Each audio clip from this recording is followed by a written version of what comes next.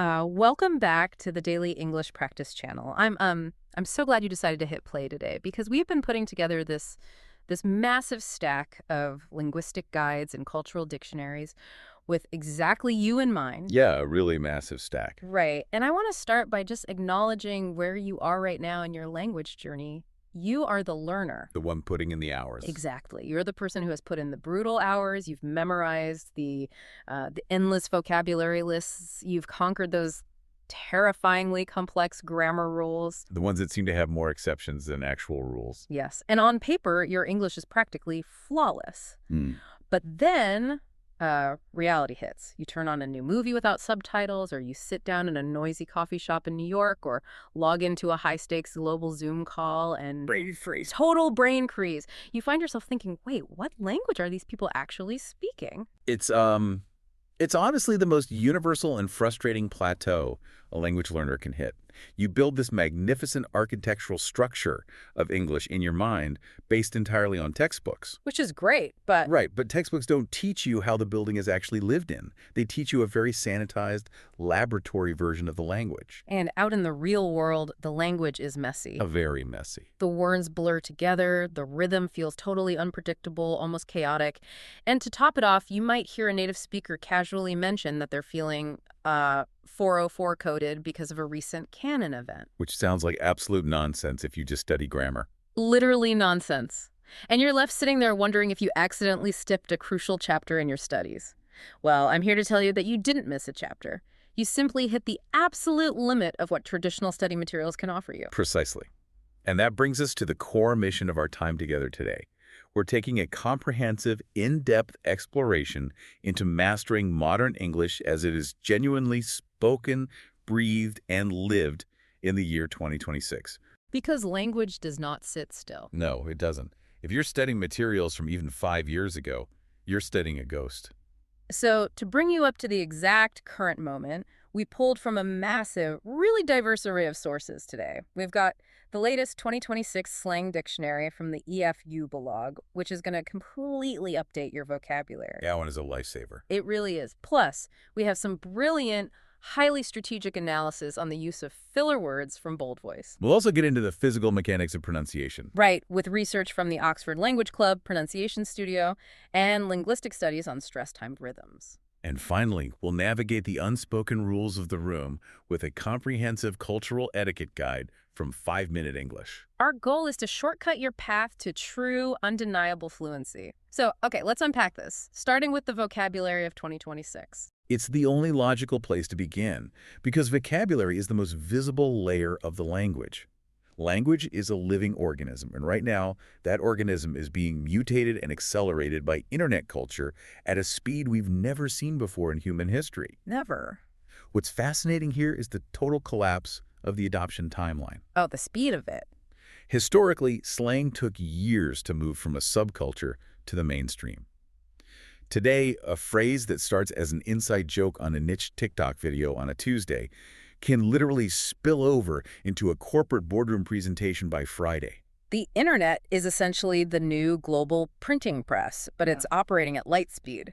And it creates this intense pressure for learners. That's if you fall behind. Right, if you don't keep up with this rapidly evolving slang, you aren't just missing a few vocabulary words. You're missing the humor, you're missing the irony, the sarcasm, and the foundational pop culture references that frame how people relate to each other today. You're locked out of the culture. Exactly. So instead of just reading you a list, let's really tear into this 2026 slang dictionary from EF. Let's group these conceptually.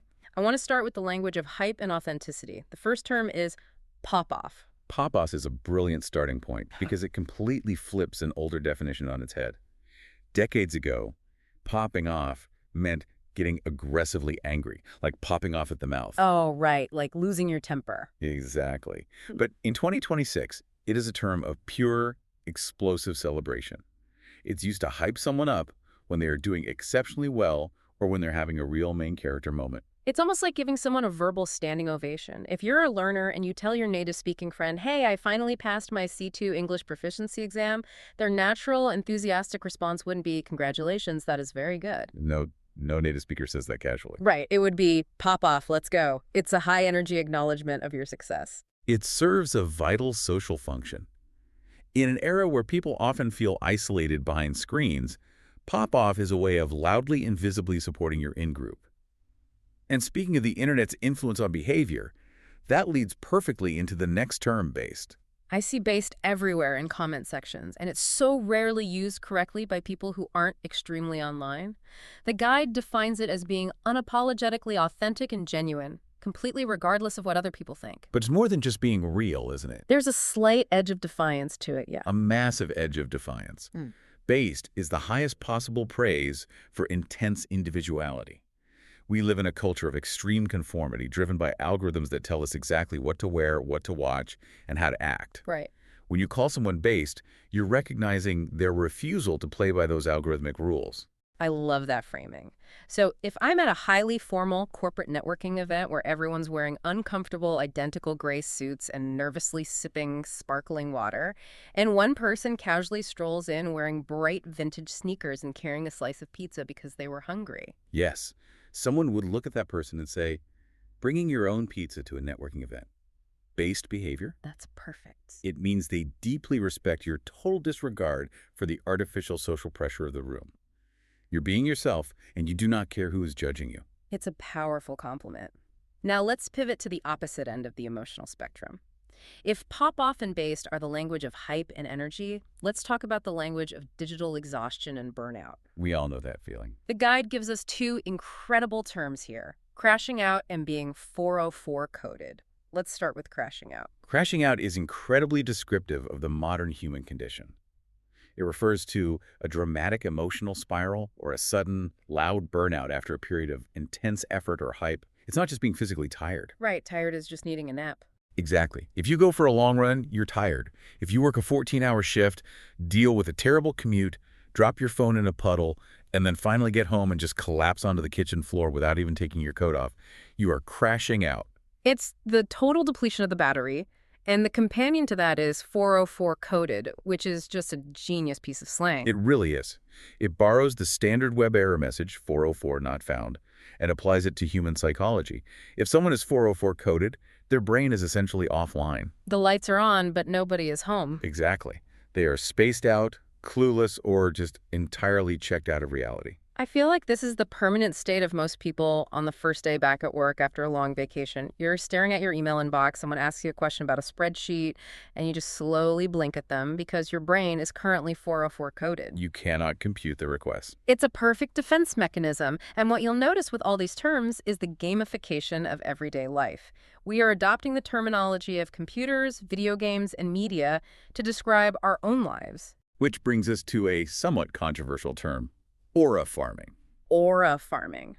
This one feels so incredibly specific to the 2026 aesthetic. So aura right now is basically a synonym for your general coolness, your energy, or your vibe.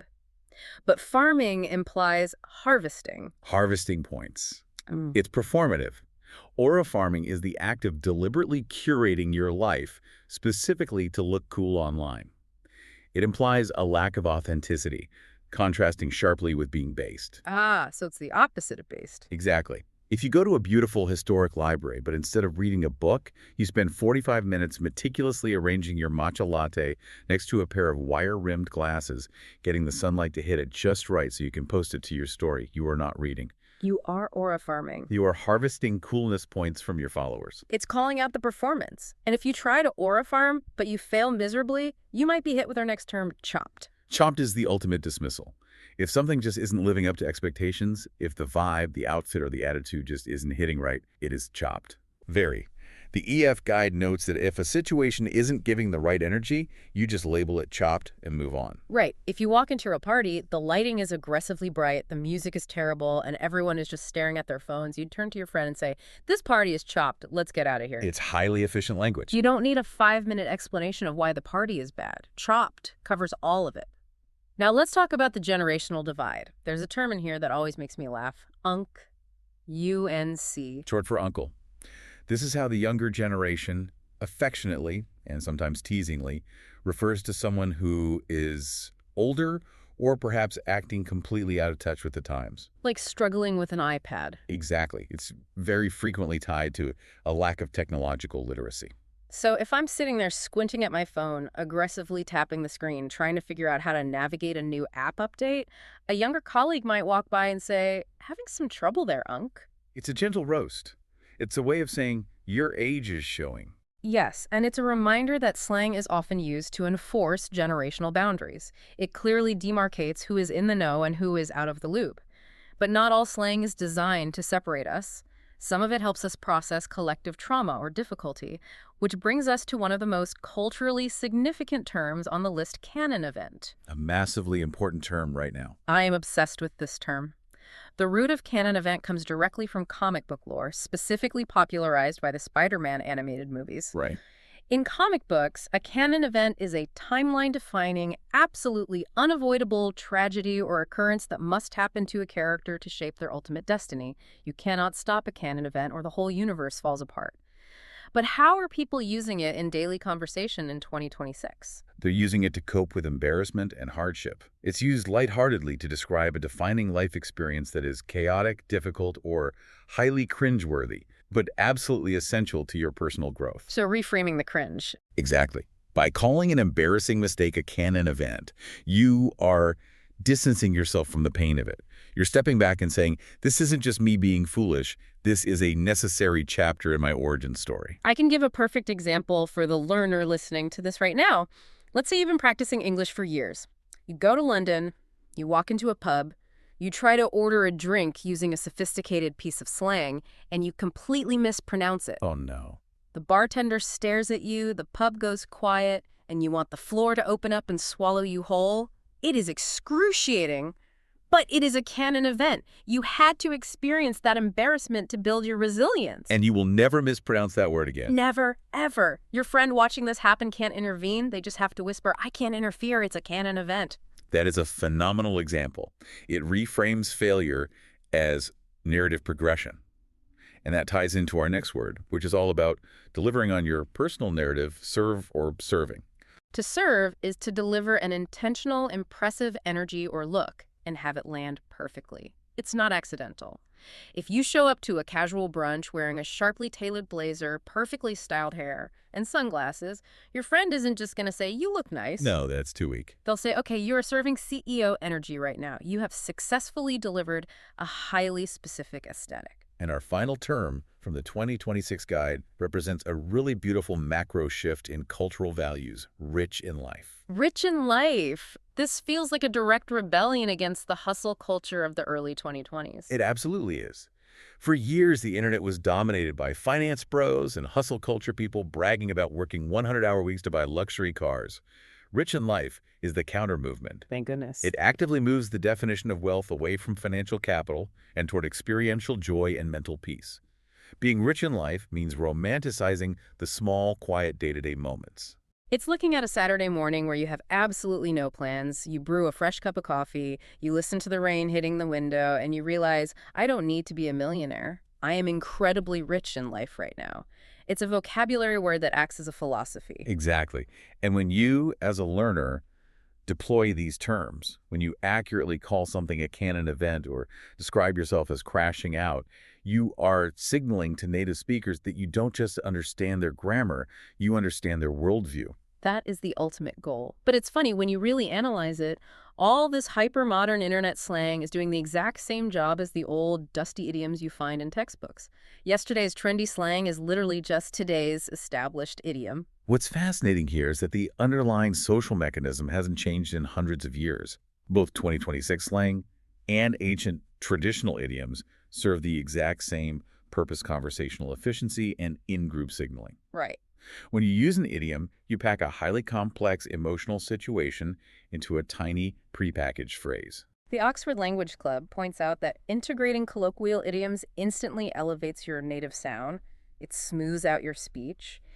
It is the subtle difference between saying, "I am feeling a little bit sick today and cannot come to work," versus simply saying, "I'm feeling under the weather." The second one just flows better. It feels less clinical. The EF Global site provided a great refresher on some classics that you absolutely still need to have in your back pocket alongside the new slang. Take Bite the Bullet. The classic. It's a historical reference to soldiers biting on lead bullets during surgery before anesthesia. Today, it simply means finally facing an inevitable, highly unpleasant task that you've been putting off. I'm just going to have to bite the bullet and tell my boss the product is delayed. Or a dime a dozen, which is a great economic idiom. It describes something that is so incredibly common that it has lost all its value. In this city, coffee shops are a dime a dozen. And of course, the granddaddy of all corporate idioms, the elephant in the room. The elephant in the room is a masterpiece of imagery. It perfectly describes a massive, obvious, highly uncomfortable problem or issue that everyone in the room is acutely aware of, but everyone is actively, awkwardly avoiding talking about. We've been talking about the marketing budget for an hour, but the elephant in the room is that our main product doesn't even work yet. You have to master both layers, the classic idioms for professional fluency and the 2026 slang for cultural fluency. But words, whether they're slang or idioms, are only part of the equation. True. Because sometimes true fluency is about the sounds you make when you aren't saying an actual word at all. Let's pivot to something that makes a lot of learners deeply uncomfortable: the art of the pause and the highly strategic use of filler words. This is a massive, often impenetrable hurdle for language learners, and it goes back to the textbook problem. Textbooks teach you how to write perfect, grammatical, flawlessly flowing sentences. So when learners open their mouths, they try to speak in perfect, grammatical, flawlessly flowing sentences. They view any hesitation as a failure of their English ability. But natural native speech is not a scripted theatrical performance. It is authentic, it is spontaneous, and because it is spontaneous, it inherently requires gaps while your brain desperately figures out what to say next. That is such a crucial reframe for you listening right now. If you speak without any fillers at all, if you just deliver a perfectly paragraph of text from memory, you don't sound like a fluent native speaker. You actually risk sounding robotic, overly rehearsed, or even a bit intense. Bold Voice put together a truly revealing analysis of the 12 essential filler words in English, and it proves that these words aren't just trash, they're highly functional tools. But you can't just throw them in randomly. Let's start with the absolute foundation of the pause. Yeah. And Are the universal pause buttons of the English language. They allow you to hold your place in the conversation to essentially say, "Don't interrupt me, I'm still talking," without the silence becoming awkward. Right. It's a very short, sharp pause. While is slightly more drawn out, usually indicating a longer search for a word. Now, what the Bold Voice data points out is fascinating. Inserting these occasionally actually signals critical thinking. Really? Yes. It shows the listener that you aren't just reciting canned lines, but that you are actively considering your words and crafting your thought in real time. I hear that, but I have to push back slightly based on every public speaking class I've ever taken. Doesn't relying on also risk making you sound totally unconfident? Where is the line between sounding thoughtful and sounding completely unprepared? That is the exact tension. The line is defined by frequency. If you use once at the beginning of a complex answer, I think about the best way to explain that. It buys you time and shows thoughtfulness. Makes sense. But if you use it 3 times in a single sentence, I went to the store to get milk. The listener's brain stops processing your words and starts focusing entirely on your hesitation. Your credibility vanishes. It's a spice, not a main ingredient. That makes perfect sense. Now, let's talk about the most famous, or perhaps the most infamous, filler word in the modern English language Like has completely saturated casual speech, much to the dismay of traditional grammarians. But from a sociolinguistic standpoint, like is incredibly versatile and powerful. It's most frequently used as a hedge, a way to soften a statement or make a direct transition feel less abrasive. Give me an example of how it softens a blow. Imagine you need to offer a mild criticism of a friend. If you say, "She is nice, but she talks too much," that sounds very harsh and definitive. Yeah, a bit aggressive. But if you say, "She's really nice, but sometimes she talks too much," the addition of like and the slight pause completely lowers the temperature of the criticism. It makes it sound like a casual observation rather than a strict judgment. But Bold Voice includes a massive warning label on the word like, don't they? They do. While like is a fantastic tool for building intimacy and casual rapport with friends, it is absolute poison in academic presentations or formal business settings. It signals youth, informality, and a lack of precision. So no, like in the boardroom. None. If you're pitching $1 million idea to investors and you say, "Our revenue is growing really fast," you have immediately eroded your professional authority. You must learn to code switch and drop the word "like" the moment you enter a boardroom. Speaking of building rapport, what about you know? I hear native speakers pepper this into almost every casual story they tell. It's a fascinating tool for interactive communication. It is a subconscious way of pulling your listener into the narrative, checking to make sure they're following along, and asking for their emotional validation. Right. When someone says, it's so frustrating to have to constantly redo this presentation, Yeah. they aren't literally asking if you possess the knowledge of their frustration. They are asking, do you empathize with me? But just like there is a dangerous limit to, I immediately think of the brilliant Canadian comedian Norm Macdonald. He had this famously convoluted professor of logic joke, and when he told it on talk shows, he would intentionally overuse the filler, Mhm. so aggressively putting it between almost every single word that it actively ruined the pacing of the story and frustrated the host. Exactly. It was a meta joke about bad storytelling. It's the perfect example of how too much interactive filler completely distracts from the core message. And as a quick pronunciation note for you listening, native speakers almost never enunciate both words clearly. It usually gets heavily slurred into. That slurring is key to natural flow. Mm-hmm. Now let's look at some fillers that act as conversational steering wheels, starting with well and I mean. Well is highly strategic. It almost always sits at the very beginning of a phrase. And in my experience, it's the universal warning sign that a disagreement is coming. It's the ultimate tool for diplomatic rejection. Exactly. If you're in a meeting and a coworker suggests a genuinely terrible idea, outright rejection is socially costly. You don't say, that's a bad idea, You inhale slightly, pause. and say, well, I'm not sure if that's the most efficient approach.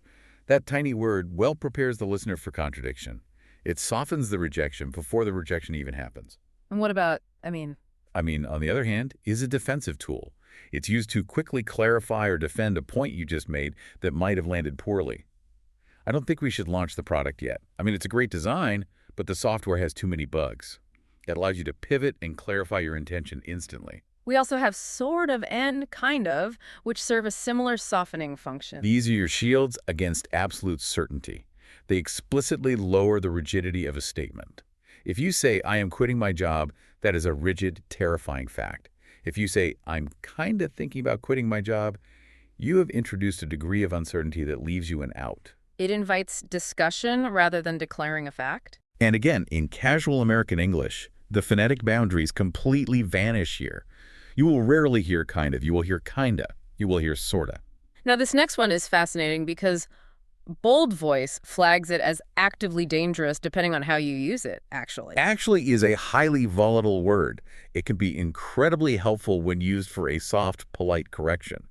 I actually thought the meeting was scheduled for tomorrow, not today. That is fine. But if we connect this to the bigger picture of internet culture, actually has taken on a very negative connotation. You're talking about the reply guy phenomenon? Precisely. The person online or in the office who constantly interrupts conversations just to prove they're smarter than everyone else.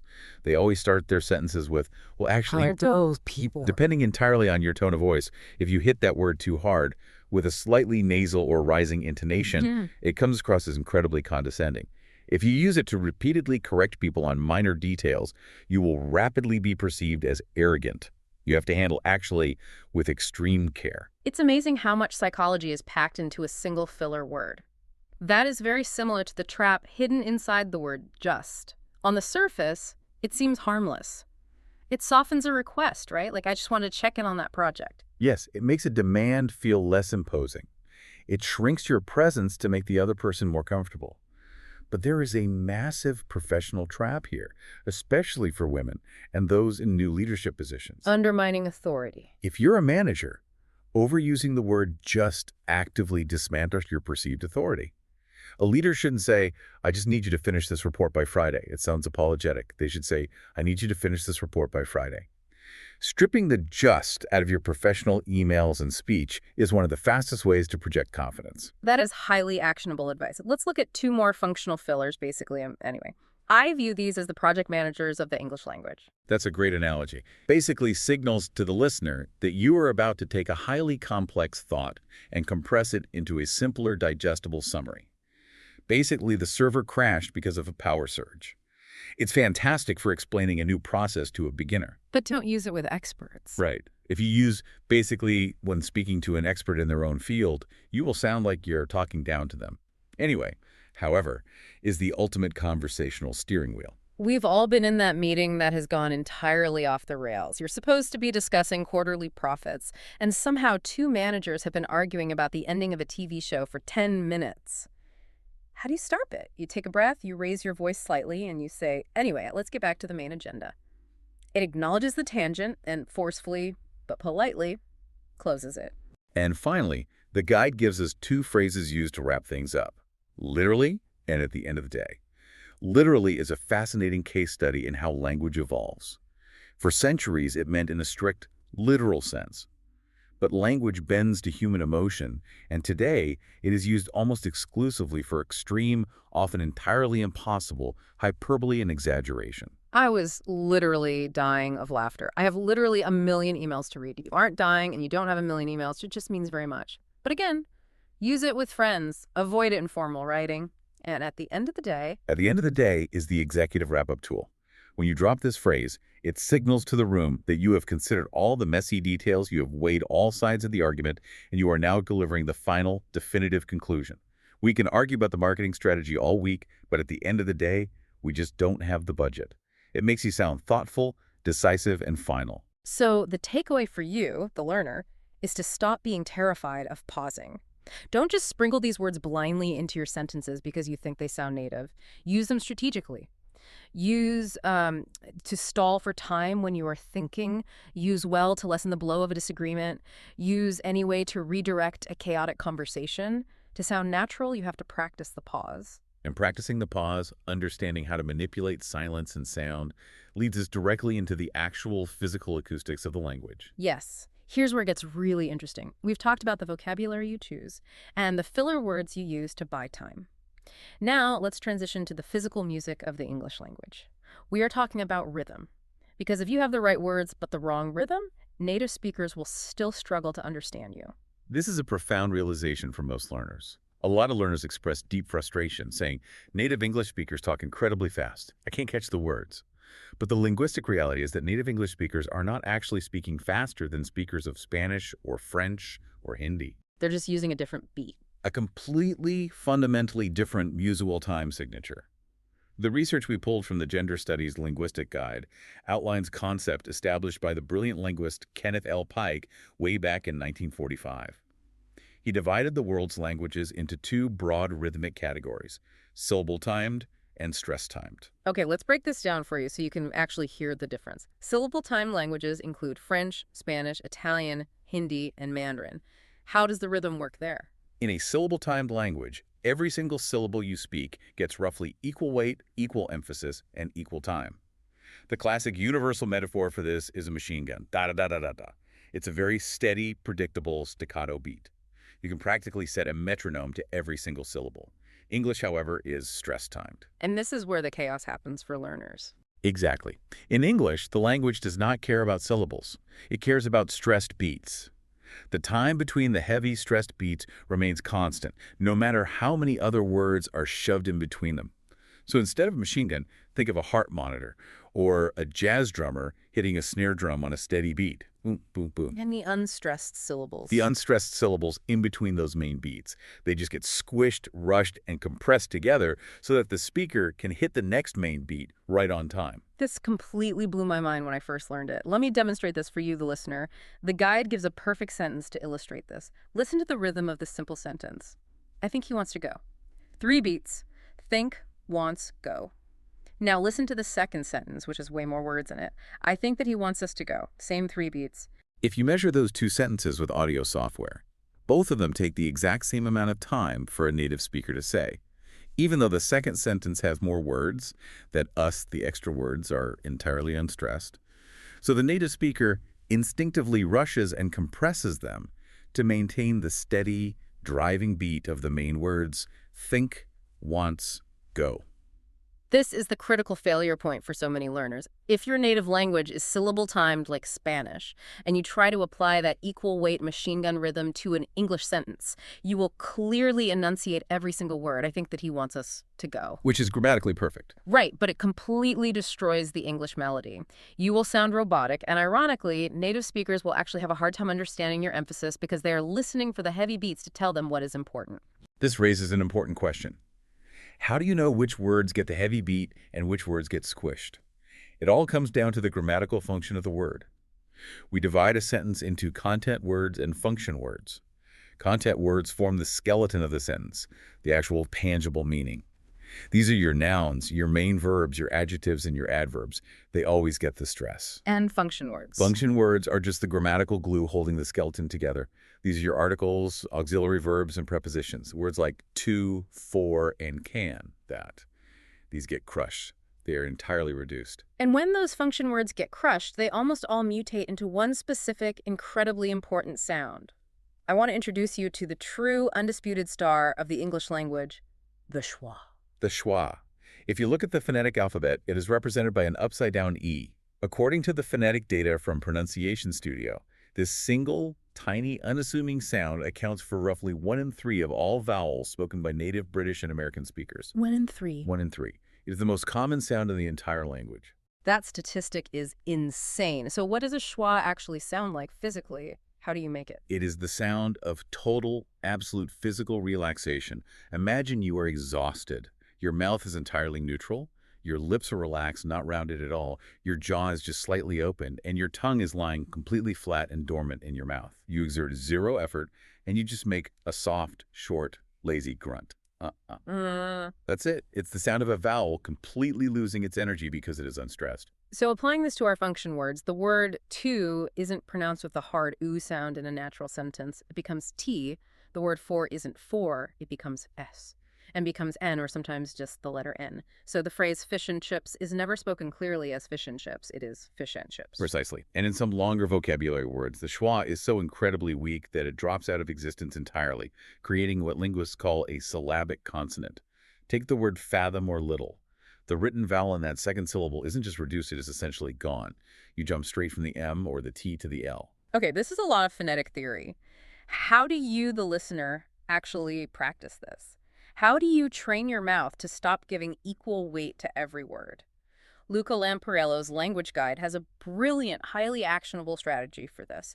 He fiercely advocates for what he calls a top-down approach to pronunciation. Yes, this completely revolutionizes how we study. Mm-hmm. Most traditional textbooks teach pronunciation from the bottom up. They give you a chart of isolated individual sounds, like Lego blocks, and they tell you to snap them together to build a word. Which doesn't work. Luca argues that this is fundamentally flawed because, as we just established with the schwa, sounds in English change dynamically based on their context within a flowing sentence. An O doesn't always sound like an O. You shouldn't learn the isolated sound. You need to learn the melody of the whole sentence first and let the sounds adjust naturally to fit that melody. So here is your actionable advice for today. I want you to start doing an exercise called shadowing. Find a piece of native audio, a podcast, an audiobook, or a YouTube video, put on your headphones, and mimic the speaker instantly. Speak aloud right over them, just a fraction of a second behind. But here's the trick. Do not focus on pronouncing the individual words perfectly. Focus entirely on the melody, the rises and falls. Tap out the rhythm. Yes. Try physically clapping your hands or tapping your desk only on the stressed content words. When you do this, you will physically feel your mouth being forced to shrink the function words down to schwa just to fit the beat. Luca also highly recommends printing out a physical text and taking a pencil to it, literally crossing out or circling the unstressed function words so your brain has a visual cue to rush past them. And rushing past those unstressed words leads us perfectly into the natural consequence of this rhythm. The glue of English. Connected speech. Exactly. When you are rushing and compressing those unstressed syllables to keep the beat, the boundaries between the words begin to dissolve entirely. In written English, we have these neat, tidy, polite little spaces between every single word. But in spoken English, those spaces do not exist. It's a continuous stream of sound. This is why learners think natives speak fast. They're listening for the spaces, but the spaces aren't there. I always think of this classic example. If you write out the question, what is her name? It is 4 distinct, clear words. But when spoken naturally by a native speaker at conversational speed, the ache gets dropped, the spaces vanish, and it becomes one giant, flowing, multisyllable word. What's her name? What's her name? Exactly. The Oxford Language Club and various connected speech guides provide a fantastic systematic breakdown of the mechanics of how we erase these spaces.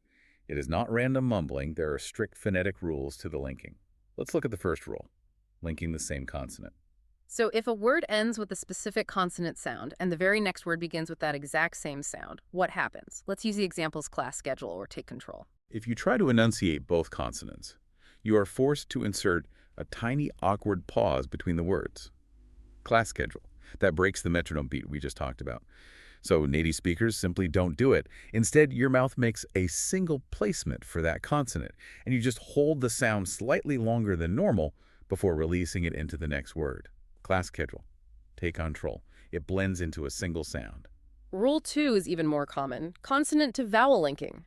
This is where the consonant at the end of a word practically jumps across the invisible space to attach itself to the next word. This is the most frequent type of linking. If a word ends in a consonant and the next begins with a vowel sound, the consonant slides over to become the beginning of the next word. The phrase cleanup becomes cleanup.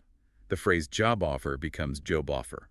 So if you're a learner listening for the word offer and you hear boffer, your brain might panic and think it's a completely new vocabulary word you've never learned. It's linguistic gymnastics. And it gets even more complicated with consonant-to-consonant linking, specifically when we look at North American English and the infamous flap T. Oh, the flap T. The flap T is a major defining hallmark of American and Canadian accents. When a sharp T sound falls between two vowel sounds and the second vowel is unstressed, the tongue doesn't forcefully release the T. It just quickly, lazily taps the roof of the mouth. It transforms the sharp T into a very soft, quick D sound. So the word water becomes waiter. The word better becomes better. But crucially, this happens across linked words, too. Right away becomes right away. Put it on becomes pooted on. I can completely understand why a learner would hear pooted on and have absolutely no idea what is being said. And if you think that's wild, it gets even crazier with what the phonetic guides call the Y shifts. Yes, the Y shifts. Yeah. When a word ending in a T or D sound links directly into a word starting with a Y sound, which is almost always the word you, the two sounds crash into each other, merge, and mutate into a completely new consonant sound. A T plus a Y creates a sharp edge sound. So the phrase don't you morphs entirely into doncha. This is literally baked into global pop culture. Think about the famous Pussycat Dolls song from the 2000s. The title isn't Don't You Wish Your Girlfriend Was Hot Like Me. It is officially titled and sung as Don't Cha Wish. They spelled the connected speech out phonetically because that is exactly how native speakers say it. That is a perfect cultural touchstone. It proves this isn't just theory, it's reality. And the same mutation happens with the letter DAD plus a Y creates a J sound. Did you becomes Dija. Dija know about the meeting.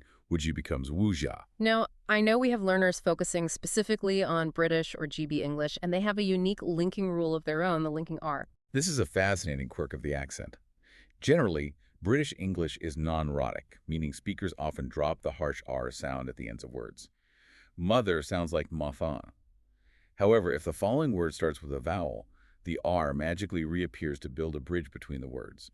Mother and son becomes mother-and-son. It goes further. They will frequently invent a linking R where there isn't one in the spelling at all, just to avoid two vowel sounds clashing awkwardly. So, a name like Anna Edwards might be fluently pronounced as Anna Redwards. So we just unloaded a massive amount of highly technical phonetic data, and I can imagine you, the listener, sitting there feeling completely overwhelmed, thinking, do I seriously have to calculate Y shifts and flap T's while I'm trying to order a coffee? I want to put your mind at ease. Do you have to speak this way to be understood? You absolutely do not have to speak this way perfectly. In fact, if you try to force it too early, it sounds very unnatural. If you pronounce every word distinctly, native speakers will still understand you perfectly well. Production is not the immediate goal. However, you absolutely must train your ear to hear it. If you don't understand the mechanics of connected speech and the schwa, native speakers will constantly sound like they're speaking too fast, and your listening comprehension will permanently hit a ceiling. You have to train your brain to know that when you hear job offer, it means job offer. That is such a crucial, liberating distinction. Comprehension over perfect reproduction. Understand it when you hear it, but don't panic about perfectly executing it yet. Now, we have covered a tremendous amount of ground. We've talked about 2026 slang, the psychology of pauses, the heart monitor rhythm of the language, and how words physically melt together. But there is one final, massive piece of the puzzle. You can have utterly flawless pronunciation, you can know every single piece of modern slang, and you can still completely, spectacularly fail at communicating if you do not understand our final topic. If we connect this to the bigger picture, language is inextricably, fundamentally linked to culture. You cannot separate the two. There are two sides of the exact same coin. If you translate your native cultural norms directly into English, you might accidentally offend someone deeply, or you might completely misinterpret a highly positive interaction as a negative one. This is where the 5-Minute English Guide is absolutely invaluable. It provides an excellent breakdown of regional nuances across the Anglosphere, because English is not a monolith. Let's do a quick world tour, starting with the USA. What are the unspoken rules of the room? The defining characteristic of the U.S. is that it is a massive, diverse melting pot. Norms can shift wildly depending on whether you're in a boardroom in New York, a tech startup in California, or a ranch in Texas. However, there is a major, nearly universal business etiquette rule, the absolute necessity of small talk. Americans heavily prioritize building a casual personal rapport before diving into a business agenda. You must ask about their weekend, the weather, or sports. If you skip the small talk and jump straight to business, you are viewed as cold, aggressive, and untrustworthy. And what about tipping? This is a critical survival tip for visitors. Tipping in the service industry is absolutely mandatory. It is not a bonus for good service. It is fundamentally how workers make their living. Refusing to tip is deeply offensive. Let's cross the Atlantic to the UK. It's the same language, but a wildly different cultural vibe. Highly different. The UK deeply values personal space and a much more reserved, formal brand of politeness. You will hear the words please, thank you, and sorry constantly. And sorry is often used just to acknowledge a minor, unavoidable inconvenience like bumping arms on a crowded train. Furthermore, you must mentally prepare yourself for British humor. It is notoriously dry, heavily sarcastic, and frequently self-deprecating. If a British person is lightly teasing you or relentlessly making fun of themselves, it is usually a sign of deep camaraderie and affection, not an insult. Back over to North America, let's look at Canada. People often just lump it in with the US, but that's a mistake. It is a mistake. Canada shares a lot of linguistic traits and accents with the U.S., but culturally, kindness, deep inclusivity, and a communal mindset are paramount. The society is less individualistic. One highly specific faux pas to avoid in Canada is disrespecting national symbols.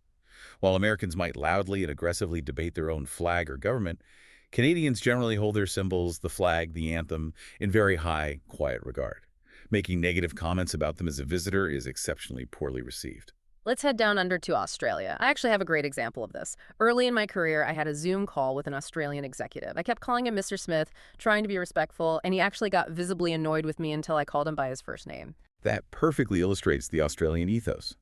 Australia is famous for an easygoing, laid-back, and highly direct communication style. It is rooted in a deeply egalitarian history. In business, it is incredibly common to move to a first-name basis immediately, even with the CEO. Do not misinterpret this informality as a lack of professionalism or a lack of respect. It is simply how their culture operates. To insist on formal titles can actually make you seem arrogant or rigid. Are there tipping expectations there? Unlike the U.S., tipping is not expected, as workers receive a living wage. And vitally, in modern Australian society, showing visible respect for Indigenous Australian customs and history is highly critical. And finally, a quick look at New Zealand, or the Kiwis. New Zealand shares some of that casual nature with Australia, but it is deeply, profoundly community-oriented and holds an immense respect for the natural environment. You must reflect that environmental consciousness when visiting. Littering or disrespecting nature is a severe offense. Additionally, Maori culture is not just history. It is an integral, highly visible, and deeply celebrated part of New Zealand's daily life and government. Acknowledging and respecting Maori traditions and basic greetings is absolutely essential for anyone engaging with the culture. Now, obviously, those are broad strokes for specific countries, but are there any universal golden rules of etiquette that apply across the entire English-speaking world? Yes, if you want to play it entirely safe, there are a few universal bets. In dining, no matter where you are, always wait for everyone at the table to be served their food before you pick up your fork and begin eating. In social settings, if you are invited to someone's home for dinner, never arrive empty-handed. Always bring a small host gift, a bottle of wine, some flowers, or a dessert. However, flip that for business. Never give overly expensive or lavish gifts in a corporate context, as it can easily be misinterpreted as a bribe or a conflict of interest. Finally, when navigating initial small talk with strangers, universally avoid what we call the big three taboos: politics, religion, and personal finances. Keep the conversation light and observational until you know the person deeply. That is an amazing practical roadmap to navigating the Anglosphere. So what does this all mean? Let's take a deep breath and recap this immense journey we've been on today. We started by completely updating your mental dictionary, decoding 2026 slang so you know how to pop off, how to recognize base behavior, and how to avoid crashing out and becoming 404 coded. We reframe the concept of hesitation, learning how to strategically deploy filler words like, well, anyway, and you know to pause naturally without sacrificing your professional authority. We uncover the hidden, driving metronome of the English language, riding the stress-timed rhythm and letting the mighty schwa crush those unimportant function words. We learned how connected speech erases the spaces between words, and finally, we navigated the invisible cultural minefields from New York to London to Sydney. It is a massive amount of information to process. But deliberately integrating these elements is exactly what transitions you from being a mere student of English to being a true active user of the language. However, as we wrap up, I want to leave you with one final, slightly provocative paradigm shift to ponder on your own time. We have spent this entire session talking about the rules of native speakers today, right here in 2026. But look at the sheer velocity at which the internet is changing the fabric of reality. It's moving at light speed. The borders are dissolving. Exactly. Think about the phonetic shortcuts we discussed. The schwa invasion and connected speech are now bleeding directly into global texting. People in Tokyo, Berlin, and Rio are typing kinda, gonna, and let me just as easily as they speak it. Hyperspeed internet slang like aura farming and canon event crosses international borders the literal second a video goes viral on an algorithm. Because of this constant, hyper-connected digital exchange, we are actually witnessing the birth of a completely borderless digital English. That is wild to think about. The language is untethering itself from geography. In a few decades, the entire concept of a geographical native speaker might become completely obsolete.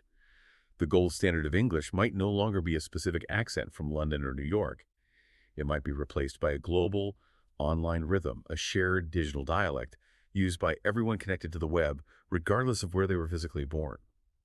So the provocative question for you to mull over as you continue your studies is this: are you just learning the English of a specific country, or are you actually learning the foundational language of the global internet? That is an incredible thought to end on. The foundational language of the global internet. I absolutely love that framing. And we really want to hear what you think about this evolution. Thank you so much for spending your time with us today. If you found this exploration valuable, please interact with us, like this video, leave a comment with your thoughts, share it with your study group or language partners, and make sure to subscribe to the Daily English Practice channel so you never miss an update. Actually, here's a challenge for you before you go drop a comment below and try to seamlessly use one of the new 2026 slang words we talked about today. Let's see your best pop-off moments or tell us about a hilarious canon event in your language learning journey. Until next time, keep practicing, keep listening to the rhythm, and stay rich in life.